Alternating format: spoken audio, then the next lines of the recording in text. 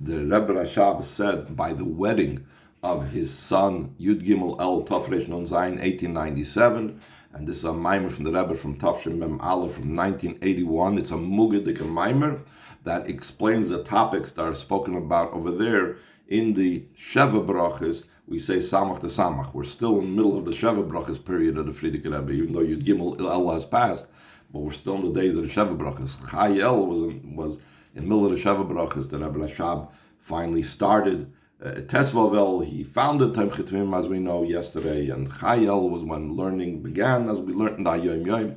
So it's appropriate to learn this mimer about Samach to Samach, Rעים, HaAhuvim, one of the brachas in Sheva Brachas. So in the Sheva Brachas said under the Chuppah, and throughout the week of Sheva Brachas, we say Samach to Samach, Rעים, HaAhuvim. We say a bracha, make rejoice. We're asking Hashem, make happy the beloved friends, which in the literal sense, as we will talk about later on, this is another term for the Chasna and Kala. We're asking Hashem to make the Chasna and Kala happy. Like your Creator made you joyous in Gan Eden early on, meaning when Hashem also made a chuppah and a chasana for Adam and Chava in Gan Eden, the first wedding. The Chazal described that he made a chuppah for them, etc. He made them rejoice. Then the same thing we're davening, we're saying a bracha to Hashem, that Hashem should make the chasna and kala, the beloved friends, also rejoice. It's explained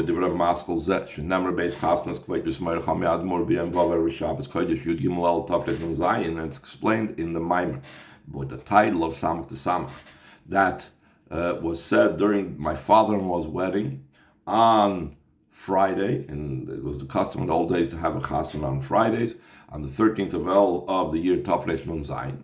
So it explains over there, Al Kabbalah, what is the levels spiritually of Ra'im HaAhuvim, and we're going to discuss why they need to be made to rejoice. The Ra'im HaAhuvim and B'chinas Chochma Bina. The beloved friends are referring to the two spheres of Chochma Bina, Shenikraim Trein Rein Loin Misparsha. In Kabbalah and Zohar, it's brought down that Chochma Bina are considered two friends that do not separate, as opposed to Zah and Nukva. That's like a husband and wife, that the husband and wife have times when they're together, the times when they're separate. But the Re'in are friends that don't separate. The same thing, the Re'im HaAhuvim is referring to Chochma Bina because they also don't separate from each other, not like Zah and Malchus. And the first part of the Maimer is going to get a little bit technical, the first two paragraphs about Chochma Bina versus Zah and Malchus, and what is this pasuk talking about? Is it talking about Chochma Bina? Is it talking about Zah and Malchus, and so on? The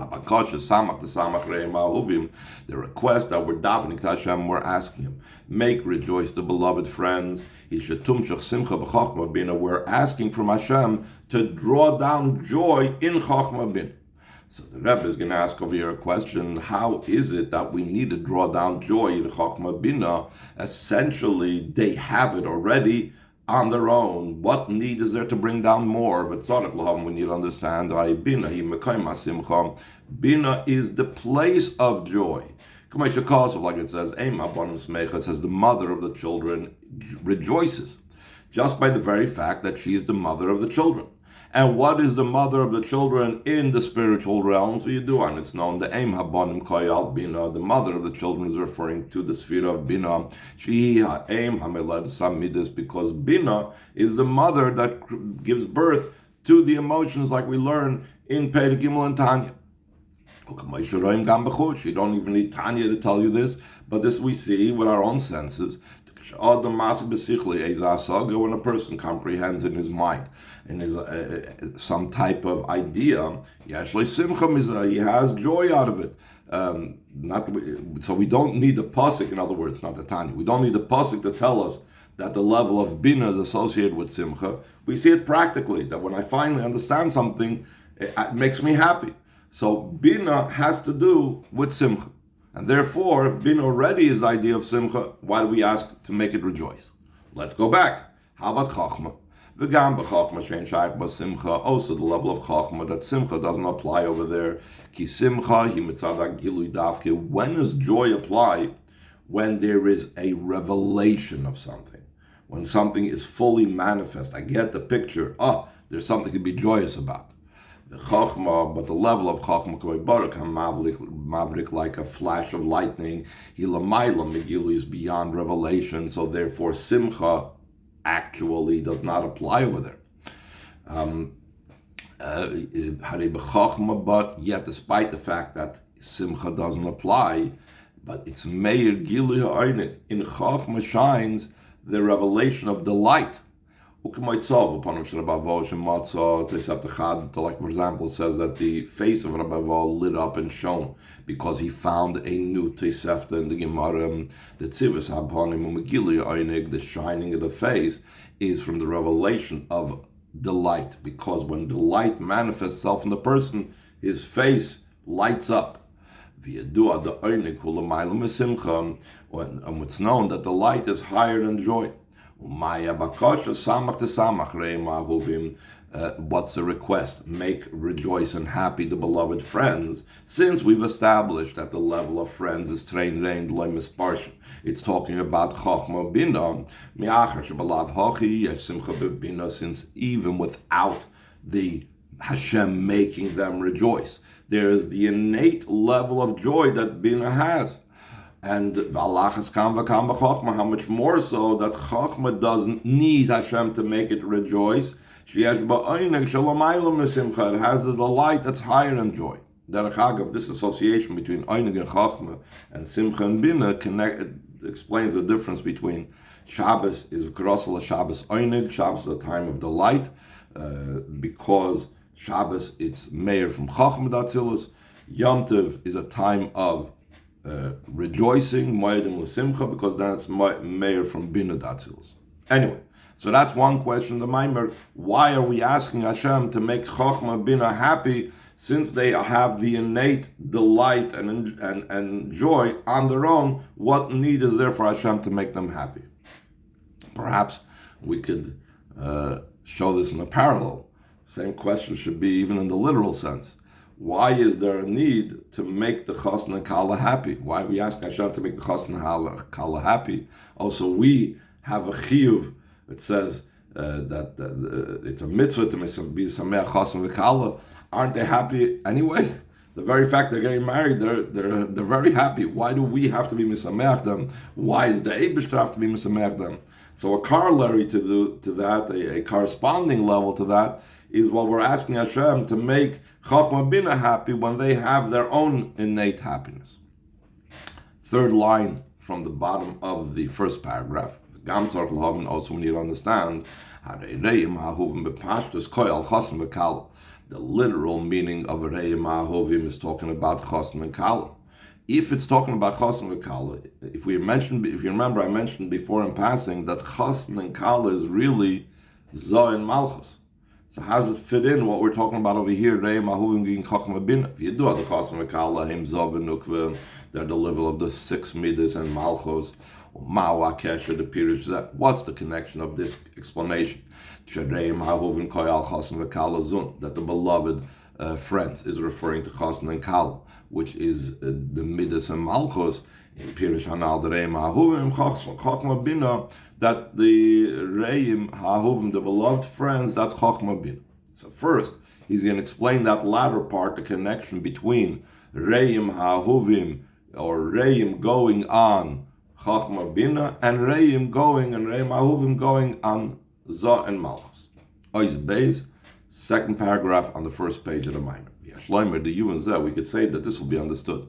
HaKesher, the Shtei HaPirushim, the connection between the two explanations, if it's Chachma Bina or Zah and Malchus, Alpim, Mashakosah B'Sefer Emes L'Yaakov, who will be a Maimer, and I'll point where it's written in the Sefer Emes L'Yaakov, brought down the above mentioned Maimer of the Rebbe Rashab, the Ahuvim B'Gematria Doidim. The beloved is the word ahuvim is the same numerical equivalent of the word doidim.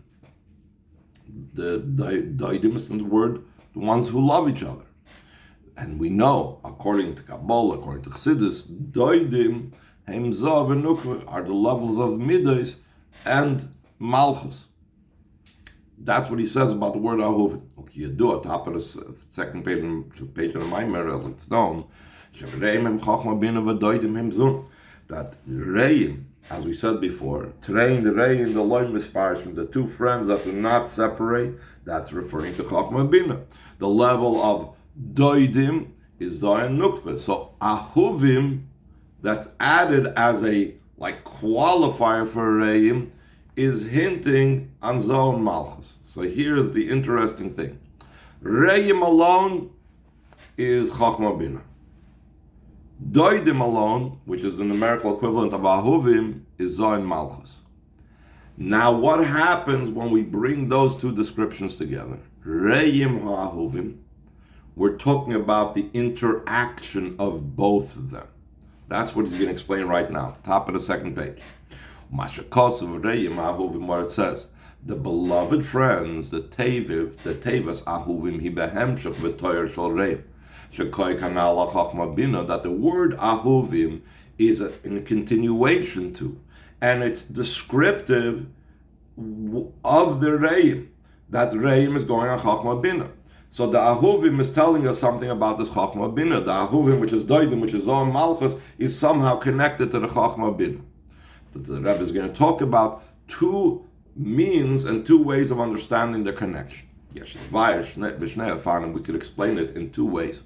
Aleph, one way is Alpi Ayidua, according to what's known by Oifen, Ladies Hamidas Zun, Ma'amoichin Chachma Bin, in a manner how the Midos, which is Zoy Nukva, are born from the intellect, which is Chachma Binam. Shebetchilaim Klulim Ba'amoichin, initially the Midos are part of the intellect. V'acharkach Heinim Shochem Begilu, and afterwards the Midos come out in a revealed way. Based on this, Valpizi Yeshloimar, according to this, we could say that Reim HaAhuvim, the beloved friends, the mixture of Chachma Bina and Zon Malchus, Koi Al Zun Ahuvim Shem Klulim Chachma Bina Reim. We're talking about the Midas, which is referred to by the word Ahuvim, the way they're part of Chachma Bina Reim. Masha Enkein Ahuvim Stam, as opposed to where it says Ahuvim without the word Reim. It's referring to Rei, the Midas and Malchus, the way it comes out in a revealed way. That's why Ahuvim is Begematria Doidim. That's why Ahuvim is the numerical equivalent of Doidim, which Doidim is Zayin Malchus. Valpiza Yuven Gamze. In the Zun Doidim. Berum is Begematria Ahuvim, Ahuvim, Begematria Doidim. That's why the Doidim part, which show us that it's referring to Zayin Malchus, how do we know? It's only via gematria that we know. Gematria means when things become decreased and lessened. The gematria moiral miut ha'or v'achayis miut achar miut. Alter Rebbe Shaykh Vamun explains that gematria indicates the decreasing of the light and the life force, one decrease after another decrease. Because drawing down from the emotions the way they're still part of the intellect. Reim Ahuvim, the beloved friends. Lemidas Shabalev, to the emotions the way they are in the heart, which is Ahuvim Begematria Doidim, standing alone, not as Reim Ahuvim. Why they combat Tzimtzumim, it's through many constrictions. Let's just quickly finish base. That's one way of explaining Reim Ahuvim. Reim Ahuvim means the Midos, the way they are still part of the Moich. Bay is another explanation of the combination of Reim Ahuvim together. The Mekiv and Shamoich and Midas, him told us Hamoichin, since the Midas are born and they are offspring of the intellect. The Chachma Binu Heim Ave Eim Vezun Heim Benu Bas, that Chachma Binu is considered father and mother, and the Midas are called son and daughter. It is a Kabbalah, it's brought out Kabbalah Sha'ave Eim Heim Yudke Chachma Binu Benu Bas Heim Vovke Zun. That father and mother, that's Yudke. As we know, Chachma Bina has to do with the Yud and the Hey of Yudke Vavke. And son and daughter has to do with the Vavke, which is on Nukva. Therefore, Hemis Damim La Moich, children are similar to their parents. The Midas are similar to the intellect. Gamla Achresh and Imshchun is Galu, even after, not just when they were part of the parents, part of the intellect, but even after they were drawn down, they became revealed. Like the Chazal bring down Ki'av Moirish Lebnoi, there's certain characteristics and traits that a father gives over to his son. To such a degree that the inheritor is like the one that gave him over. He's like taking his very same place. Same